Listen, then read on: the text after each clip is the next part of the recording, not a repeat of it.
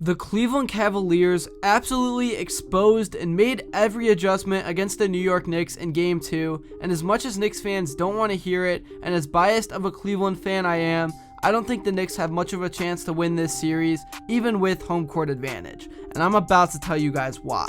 But before I begin this video, I would really appreciate it if you would drop a like and subscribe. It only takes 5 seconds, plus you can always change your mind. I'm on the road to 10k subscribers, and we are just growing super fast right now. So, Game 2 went just as well as Cleveland could have asked for. JB Bickerstaff made every single adjustment we all complained about, and I have to give him his props because he gets a lot of criticism from the Twitter couch coaches. Also, I gotta give props to Caris Levert, because I will admit, I am most definitely a Caris hater, but he showed up in a big way, and we need him to continue it the rest of the series. And honestly, we don't even need him to play as well as he did, we just need him to score a solid 10 points with decent efficiency.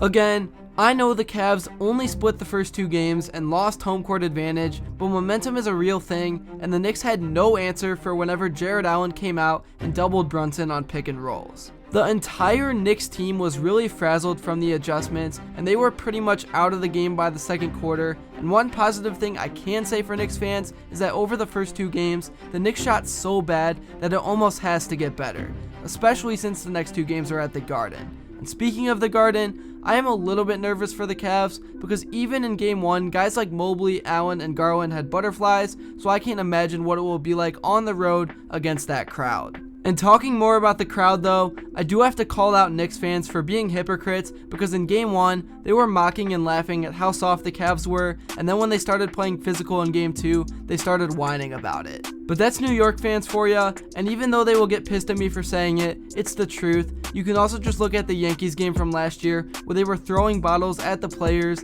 and Miles Straw had to confront them. Anyways, getting back on track, now I want to talk about Darius Garland because believe it or not, he was super aggressive in Game 2 and almost looked a little bit like the Garland from last year. The thing that has frustrated me all year is that Garland mentally took a step back and became like what Harden is for Philly instead of being an aggressive scorer. I'll give him the benefit of the doubt though, because it's definitely been a transition year for him, going from being the man to becoming Robin. And he still had a really great season with good numbers, but with the amount of money he's being paid, Garland needs to almost be shooting the same amount of shots as Mitchell, especially with the poor bench play. But as I was saying, Garland absolutely dominated Game 2 with 32 points and 7 assists with a plus 29 plus minus. Also, I definitely gotta give props to Evan Mobley and Jarrett Allen because they heard the criticism from Game 1 and they responded. I've called them out the whole season for being soft because as good as they are both really nice guys and will let people bully them around sometimes. So it was great to see things like that so-called flagrant foul on Randle because it shows the mindset the duo had.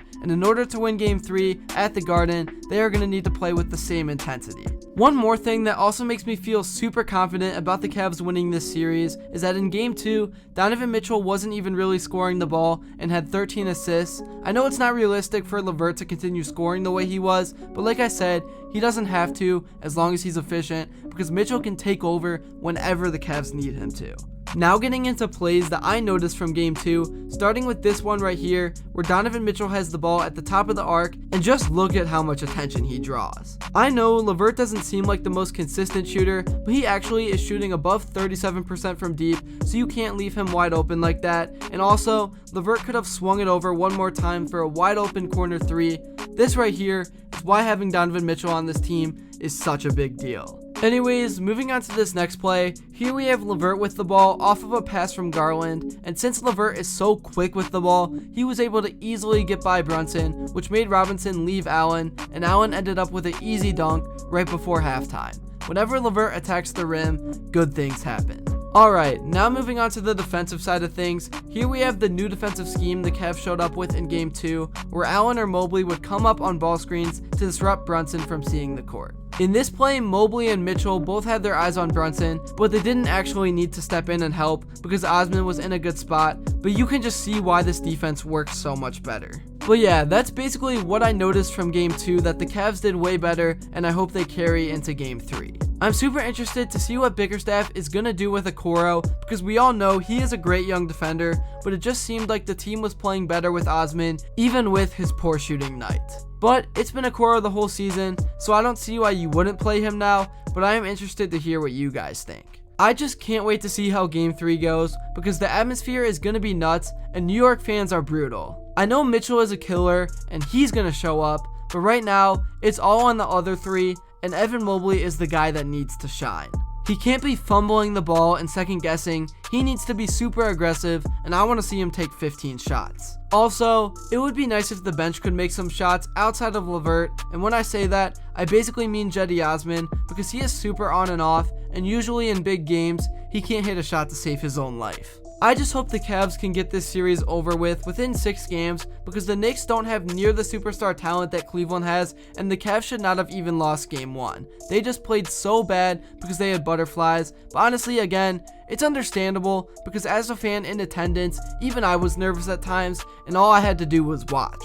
There's just something about the playoff atmosphere that is unlike anything else. But yeah, that's really all I have to say in this video. I know, I love to ramble about the Cavs, but this time of year just gets me so excited, especially since it's been 5 seasons since Cleveland has been here. Thank you all so much if you made it to this point in the video. Your support truly means the world, and I've honestly been thinking about niching down on this channel to just Cleveland sports for now, because this is where it all started, and I just love talking about them. Anyways, again, if you haven't yet, make sure to drop a like and subscribe, and stay tuned for more videos in the future, and until next time, I'll see you all later.